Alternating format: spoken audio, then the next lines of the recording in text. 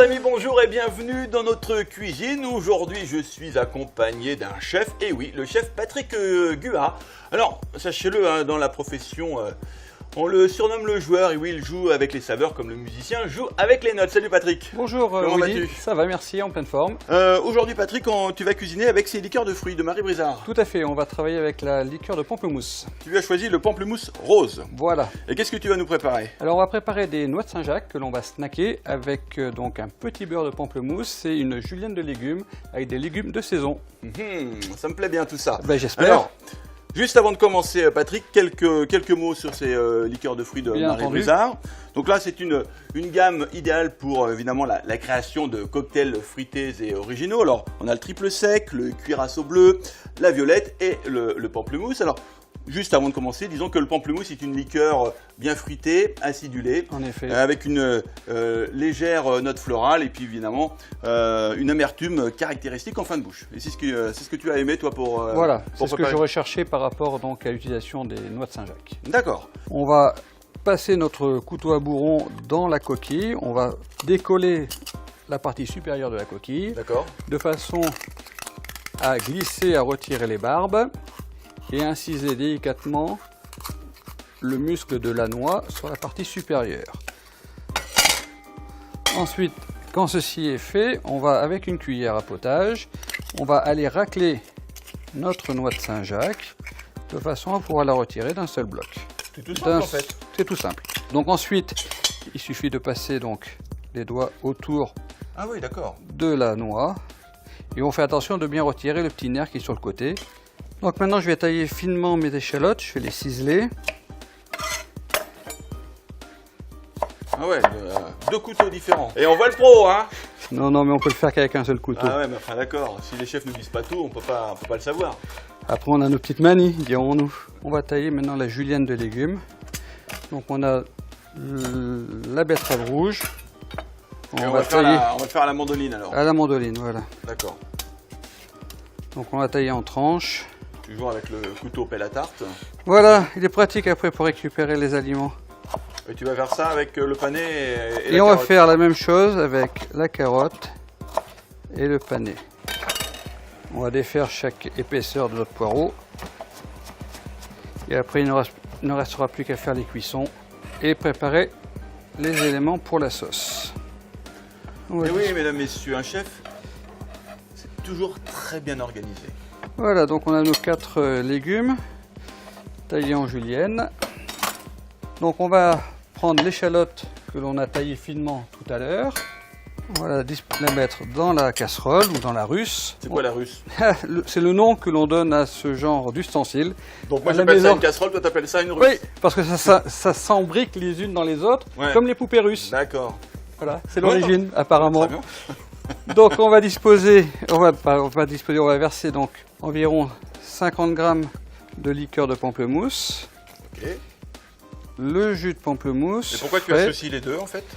Ben, c'est-à-dire que la liqueur c'est quand même relativement sucré. D'accord. Donc j'ai besoin d'avoir un petit peu de jus de pamplemousse pour avoir une réduction, le temps de cuire mes échalotes dans le jus de pamplemousse. Si je mettais que la liqueur, ben, j'aurais tout de suite un caramel, mais là je veux simplement une réduction. Donc voilà, on va mettre ça à réduire. Thermostat quoi? Ben là je suis à 6, dès que ça va se mettre à bouillir, je vais réduire de façon à ce que ça s'évapore D'accord. et que ça réduise environ des 2/3. Et après il ne restera plus qu'à rajouter le beurre, un petit peu de crème également, et émulsionner soit au fouet, soit au mixeur. On va blanchir donc nos légumes. Je vais préparer de l'eau Le froide. froide. Alors là on n'a pas de glaçons, mais on aurait pu y mettre des glaçons. Alors on aurait pu mettre des glaçons pour les refroidir aussitôt, oui. Pour bloquer entre autres la coloration et pour arrêter surtout la cuisson. D'accord. On va garder quand même la betterave à la fin, parce que comme elle va transférer de la couleur au liquide de cuisson, il aurait été dommage de commencer par la betterave. Donc on commence par les légumes blancs quand même. Tu les mélanges là? Là on va pouvoir les mélanger, oui, il n'y a D'accord. pas d'incidence. Hein. La sauce elle n'est pas en train de partir Alors c'est en train de bouillir, Ouais. donc là on va peut-être baisser un petit peu. Il faut que ça réduise. Donc, je vais me préparer une petite casserole dans laquelle je vais mettre un petit peu de beurre et un petit peu d'eau. un petit peu d'eau tout à l'heure pour réchauffer mes légumes. Donc là, tous mes légumes sont cuits. Ouais. Et on va donc les égoutter. Et là, donc, tu les mets avec la petite noisette de beurre. Voilà, et un petit peu d'eau, de façon à pouvoir les réchauffer tout à l'heure, juste avant de dresser. Donc j'ai mes noix de Saint-Jacques, je vais les assaisonner. Alors, on assaisonne avant la cuisson. Oui, là je les ai assaisonnés avant. Alors après, c'est vrai qu'il y a toujours un débat sur assaisonner avant ou après. Les viandes rouges s'assaisonnent en cours de cuisson ou après cuisson. Mais tout ce qui est viande blanche, poisson... Avant. Donc on a une réduction. Et maintenant, donc on va rajouter notre beurre hors du feu. D'accord. Et on ne veut pas un beurre fondu, on veut un beurre émulsionné. Et même un petit peu avant, je vais rajouter un petit trait de crème qui va me permettre d'avoir une liaison beaucoup plus homogène.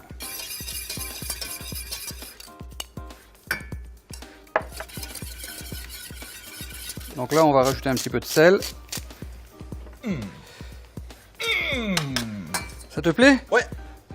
Donc cette sauce, on va la passer au tamis, de façon à enlever Les échalotes. les échalotes, de façon à avoir une sauce bien homogène. Donc là maintenant, on va juste snacker.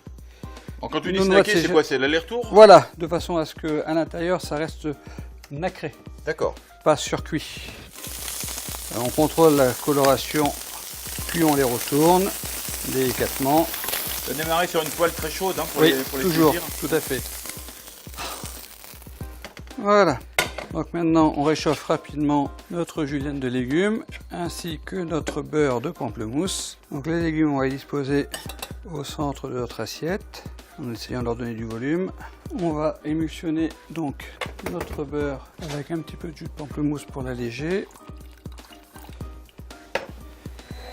de façon à obtenir donc une sauce mousseuse. On va disposer une petite peluche de cerfeuil pour donner un petit peu de verdure, un petit peu de fraîcheur à l'assiette.